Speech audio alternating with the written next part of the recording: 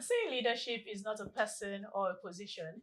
It is a complex moral relationship between people based on commitment, trust, obligation, emotions, and a shared vision of the good. And welcome to today's episode of the Women Series. Here we capture developments and stories that impact women. If this is your first time watching the Women Series, let me officially welcome you. And this is a brand new episode. This is a brand new series, pardon me. Happy New Month to you. How would I forget that? Happy New Month to you. I'm wishing you a happy and a successful month all through the month of September. Yeah, just like usual, we'll have a theme for the month, and the theme for this month is women CEOs. And I'm going to be starting with someone who I've been gunning down for a very long time, since April, if I'm right.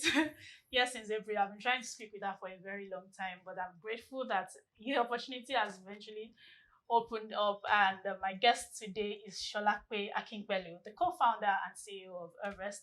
Hello, Solape. Thank you for joining us today. It's great to have you. Thank you so much. When you said April, I'm like, really, it's been that long. Yes, You know, it's in April. the year is Yeah. winding up so fast, Yes. but we thank God for. Yes, and I'm super grateful to be speaking with you today. Thank you for having me. Yeah. It's such a pleasure. By the way, you look good. You too, darling. Thank you so much. Yes, and how's business been? How's leadership been? How's your new position been? Yours is quite peculiar because you carved this niche for yourself. It was a process where you wanted to do something new. You found out there was a problem at a particular space, and you wanted to look into that space. And that's why I'm saying your leadership position is peculiar to your story. Yeah, but I think we should start on this note. A lot has been said around women and leadership, but in recent times, we've also experienced a trend of women take on leadership positions, especially in the financial institutions. And as a woman in this space, of course, your space covers around, there's also a part of finance in it. Now, how does this make you feel experiencing a new era of leadership when it comes to women? Okay, thank you so much, Ayomide. Thanks a lot, and thanks to the team. Yeah. For that question, I think that the question itself beholds the answer. So you said that initially, there have been so much conversation around women leadership, inclusivity, diversity, and all of that. And then we started seeing this reawakening. We started seeing the reality.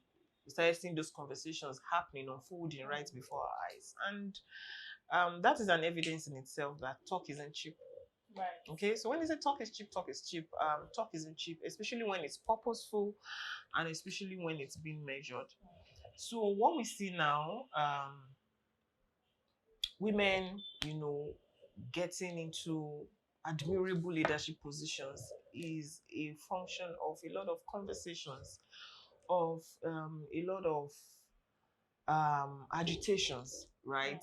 I say that not in an aggressive way, but agitations and calling for, reaching out for it, like it's got to happen, of really strong women leaders, women forerunners that went ahead before this time to say, you know what, we must shake off this status quo, not because of women, but because of the economy, because of the country, the continent, and the world at large.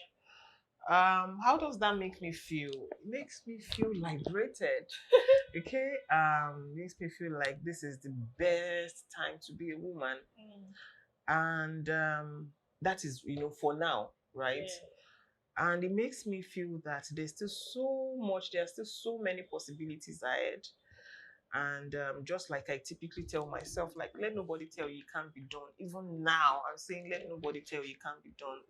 That women can get to, top leadership, make strong leadership strides. It really can be done. And I'll just say that, for organizations that are still watching, staying on the curb, staying on the bench, and yes, not adopting the inclusivity, of women, not balancing, their systems. I would say that they are on the fastest highway to being antiquated structures really soon. Yeah. The fact that everyone is talking about it and they're making conversations around it is making people, there's a reawakening around that. My chairman said something recently. He said that the future of work is belongs to women. And until the economy and leaders or political leaders realize that, there probably might not be significant change that we're looking forward to. But anyway, let's move on. Your journey to a position of the CEO is actually particular to you, just like I said earlier, and it is attributed to your own personal research and quest to provide solutions. Now, kindly tell us your story. I mean, behind the setup of HERVEST, what happened? What exactly were you looking forward to? What? No, I mean, it's wide. It's kind of broad because behind the scene, you were sharing like some part of your story. Yes, exactly. So let's know why Okay. HERVEST came about. Yeah, I typically say that HERVEST is a story of insights leading to action, right? So I started my career in marketing, advertising, precisely. I started as a copywriter and then, as a very young copywriter. And just like I tell people that wherever you are now, the things you have done in the past is just, a boot camp for your future, for where you're going into. So incidentally, then I kept working on brands right from the agency side, to the client side, as we call it. I kept working on, I kept getting financial briefs, financial brand briefs. And then financial brand briefs were, people will say they are boring. They don't want to work. People want to work on entertainment briefs, fast moving, FMCG, fun, supposedly fun briefs. And, those briefs would typically land on my desk. And, I went on, took it. I'd always liked I'd always loved, challenges. I'd always loved taking on new challenges. And I took it on and realized that it's actually quite easy to even, delve into financial brands and get into that sweet spot.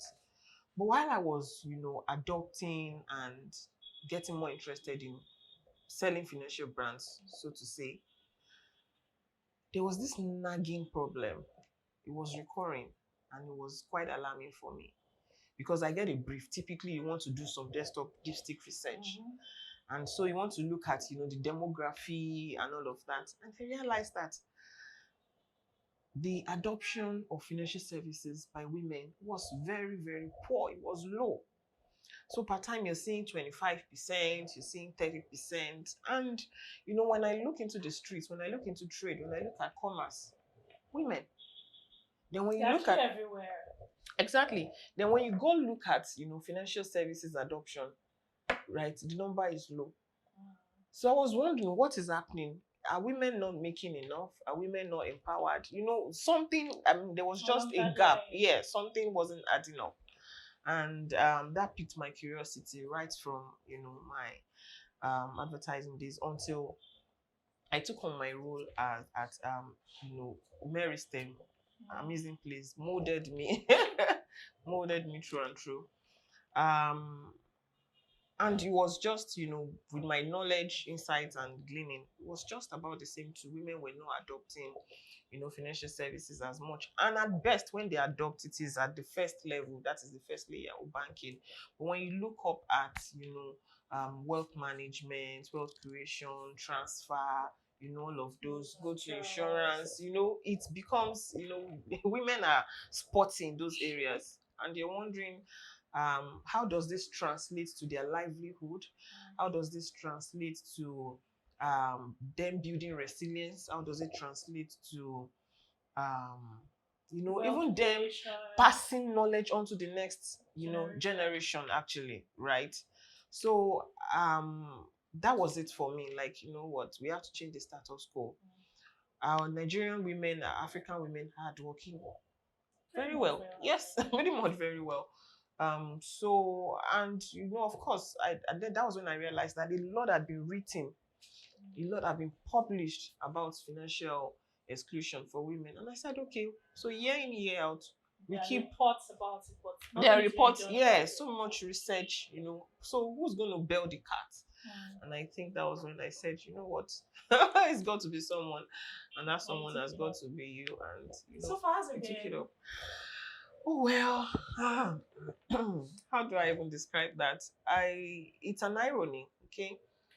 I would say that it's been hard, really hard, yet gratifying, extremely gratifying. As I said, it's an irony. I would say hard because you know, gender bias isn't a we against them thing. It isn't the men, you know, don't want the women to participate, right? It is an imprint in the culture. It's just there. It's, One you know, way do or you the other. understand? There's just It's a quite layer of subtle. it. Yeah. Exactly, there's a layer of it. And even there's a UNDP statistics that says that 81% of women show a clear bias against women. So when I say bias, I mean, you know, not in a negative way, but these things are implicit. So you think a woman feels like a woman shouldn't be. So there are some women that believe that a woman shouldn't be too ambitious. There are some women who believe that a woman's place, you know, do you understand? It's a clear bias. So there are some women who believe that, okay, your money, you shouldn't be maybe financially independent. It's not part. Do you understand? Yeah, and all of So there are women who feel like, why should women be having money conversations, right?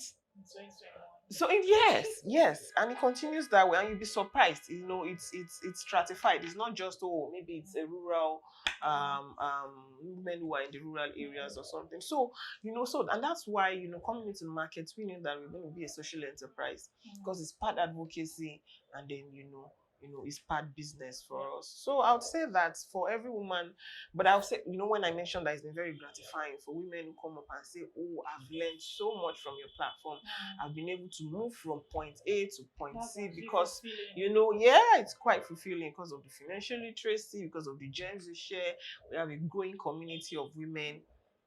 We have monthly conversations. We call it Women Talking Finance, WTF, actually, right? Where we talk about, you know, how women can, you know, come together. We're actually, you know, a cooperative of women. We come together, put funds together, you know, take projects, share the earnings, share the dividends, and all of that. So, it's been quite gratifying from, you know, the urban women to the rural women. It's quite hard, but hey, we are still here, and we're staying here for, you know, the longest time. That's interesting. I mean, point is the fact that there's fulfillment in this path that you've chosen, and the fact that other people are also benefiting from it. It shows where we're going to eventually and where we are headed. Now, how do you strive to sustain momentum of your career goals? By career goals, I mean you found yourself in leadership, and you said initially you were a copywriter. Now that's you moving from one path to another path. But how have you been able to sustain the momentum of the career goals? Sustaining the career goals. So I would say that firstly, before you assume leadership, okay, you should be able to lead yourself, you know, lead teams and lead initiatives. And I would say that Mary STEM actually prepared me for that. That's my last, you know, place of employment, right?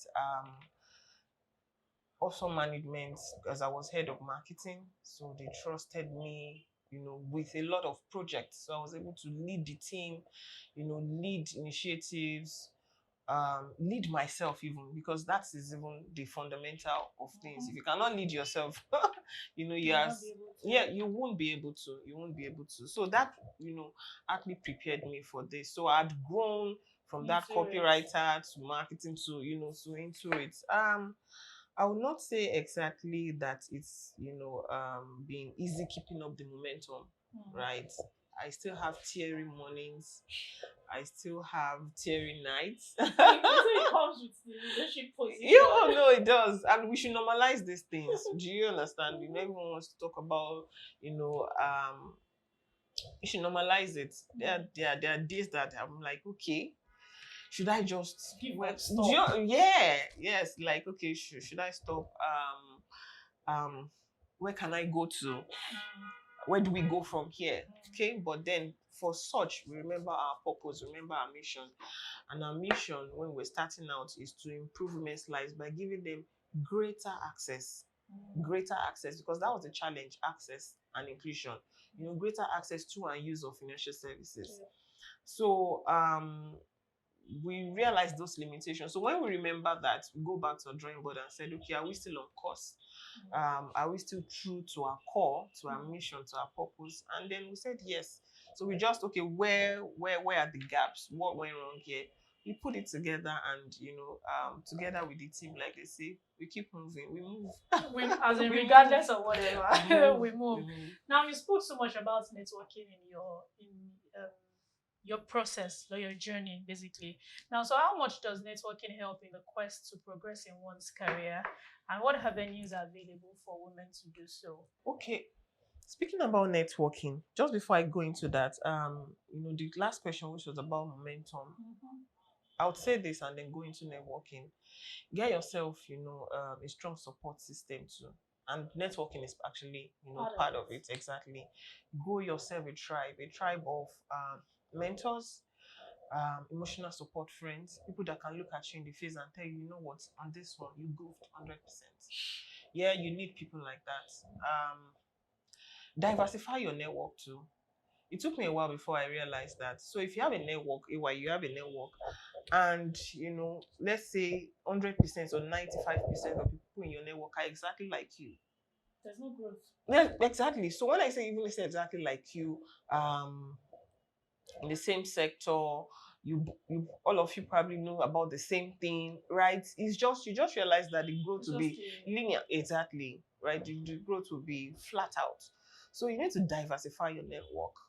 Have people who've gone ahead of you, have people who are younger than you, who are in different sectors, who have divergent opinions about things that you believe in. You need such, right? Because you need to break the mold most times. So it isn't just about networking, like, oh, I belong to that network, I go here, I go there. How are you, making the most of this network? How are you checking your purpose if it aligns with this networking? How has it been able to move you from where you were to where you want to be? Are you sure that you are not going with the flow of the purpose of that network and not? Do you understand? And that's why we keep saying, man, know thyself. Because just like I just stumbled on this saying that Ibukwa Oshika, very, very,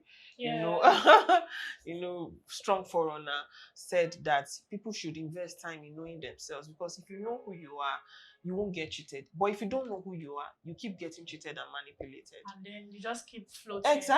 Exactly. So women let nobody say that women don't network. We actually do network. And we should do more about that. But we should be strategic, with our networking, and part-time keep checking. Does it align with your purpose? Does it align with what you want to achieve?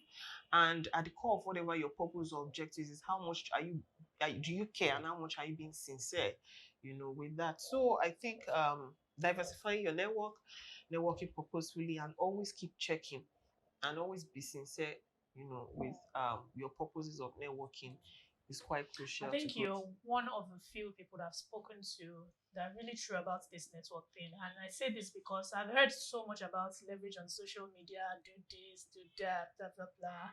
But there is a different twist to networking now, which of course is very, very paramount to everybody's journey.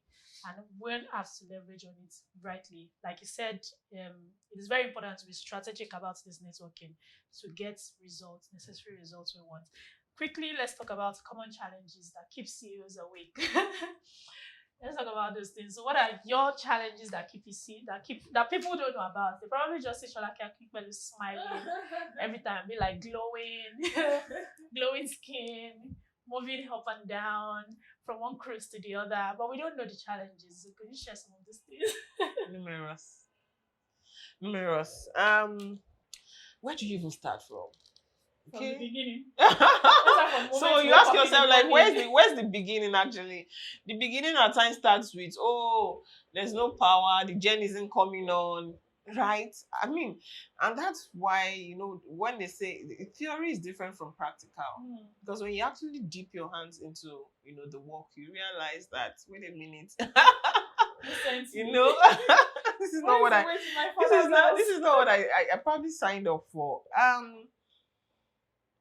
Like I said, major infrastructure issues, is one of them. Secondly, talent, right? Talent. People, I've gotten asked about this too. That, okay, how do you realize sourcing that? For talent? Yes, sourcing, keeping, engaging, all of those, because you have to devote time to those as well. Okay, and when I say engaging, be sure you've got talent, you've got a great team, but are you, is there alignment? Do they understand what the organization wants to achieve? And are they aligned, with those goals? It's quite key. Otherwise, you'll be having a lot of breaking points. You'll be having a lot of weak links, So it's not enough to mean well or to show up or to turn up to say, okay, I'm here to work, right? But how devoted, how committed are you to the mission of the organization? How committed are you to the purpose? So those are things that, gets checked, and when you don't get it right, it becomes worrisome. But thankfully here, being able to mitigate and ensure that we've got dedicated and people who are committed to the mission we set out to achieve initially. Again, I would say that personally, on a personal level, I'm a mother of two, right? And yeah, I'm a mother of two with a partner who I need as much as he needs me. Okay, so I need to make my time available, for my family. The way they, been able to accommodate mommy's excesses and mommy's business. So my son will be like, harvest all the time. Right. So that, but in all of it, I would say that I won't have it any other way. I love what I do. The challenges are there. Funding is another challenge too. When you look, that's been a major challenge. Yes, I wasn't going to mention before because I want to believe that it's almost like general... it's exactly it's a general challenge, but that in itself is a challenge that keeps you awake at times. But to be able to find ways to manage these things, but it's a continuous one because, like I said, I think it was this morning that I shared that in life there's nothing as victory or defeat. Okay. All you have is movement, so you just got to keep moving, stay grounded. In life, there's nothing like victory or defeat. Just movement. Wow. Okay, so it's just movement. So you've got to stay grounded, avoid the toxic cycle of productivity. You have to be careful with that. But regardless, don't overanalyze and don't exaggerate situations in your head. Keep moving. Stay to this is the core. Am I moving alongside that core? That's all you need. Okay, so don't excessively become toxic or allow toxic energy into your space, but just keep moving according to what you set out to do. And like I said, what we set out to do is if you wake me, is to improve women's lives by giving them greater access to and use of financial services. And as simple as that, and that's it. You run with it. That's it. Yeah, that's what we're running with. Okay, and until the over 36% of women who are financially excluded in Nigeria, at least we're able to shrink that to an extent, which we've already started measuring. Okay, until we get all the resources we need, we apply them as needed, right? We are not stopping. That's very interesting. I mean, I've heard so much nuggets from you. First was from the networking, and now you said that there is nothing in life, there is nothing such as defeat or victory, there is just movement. That's powerful. Now, on the final note, I mean, people have defined their C-suits based on whatever they want, but there has to be like a general consensus about C-suits. So what's your advice to every woman or any woman out there watching and feeling like, yes, I have to get to the C-suits, I have to get to that table? So what's your advice there? Man, know thyself. Okay. Know thyself, know your weaknesses, know your strengths. SWOT analysis. Do it on yourself. So what I see, a lot of people, and not just women, do this is they want to get ahead of the work. Okay, you cannot get ahead of the work. You can dream ahead of the work, but you have to put in the work to get to where you want to get to. Okay, so the C-suite is your destination. Yeah. So like I said, what are the events that will happen for you to get there? And those events actually come close in a robe that looks like work that a lot of people are avoiding. The hard work that it's not about keyboard strength. Okay, it's actually rolling with the punches, and that's when you can come up and say, oh, we did it, we did this one time, it failed, we learned this, right? And so when you see organizations, bringing people to the C-suite. I see people, they'll say, what, that woman, that person, what does she even know? Okay, How is she they better just, than I yes, am? how is she better? So the organizer is telling me that, those leaders that appointed them, they do not know what they're doing. You can't even afford to insult their minds, because they are paying for the years of experiences that they've opened themselves up to. So the experiences, comes, does not necessarily come with the years. You can have all the years. You've done 20 years and then you don't have the experiences, or you've not opened yourself, or you've not applied yourself to it. And you can have 5, 6, 7 years, and because you've exerted yourself, applying yourself, so it is about throwing yourself into that work. Okay, you've just got to throw yourself into the work, like we said, in a work. Get yourself a strong support system. It's really key. See, you break down at a point that you won't recognize yourself again. It's happened to me. Like, wait, this is not Solape, okay? Right? But you need a strong support system. Diversify your network. Pray, okay? Pray in whatever you believe in. Pray. I'm a Christian, and I get spoken to a lot in dreams. So so you just got to have, you have to be rooted in something. And I'll say that your mission should be crystal clear. Your personal mission, your organizational mission, whatever, it has to be crystal clear. And at the depth of it, care. And you realize that when you care, your job is simpler. The solutions you're bringing are, your empathy shines through. Okay, and this, before you realize it, it just happens. Like you say, all this, the global billionaires and all of that, you just realize that, oh, wait a minute, we said, yes, truly we set out to do this, but you just realize that, wait a minute, it happened. Okay, so before you know it, the sweet that looks so far, before it happens, you're there. Yeah, and you've even gone, beyond that. Yes. Thank you very much. Thank you so much for these nuggets that you dropped in. I'm sure you don't even know that you did that, but I mean, you did that. Thank you very much. And on the final note, just as she said, woman, know yourself. Self-alignment is very important, and be strategic about your goal and run with it. And that brings us to the end of this episode of the Women Series. Thank you for joining us. Please join us again next week. If you've got questions or comments, kindly reach out to me at ayomide.oguntoye@prosciengy.com. To watch more of our videos and our news stories, log on to www.prosciengy.com/webtv. Please follow us on all our social media platforms showing on your screen. And until next week, thank you for watching.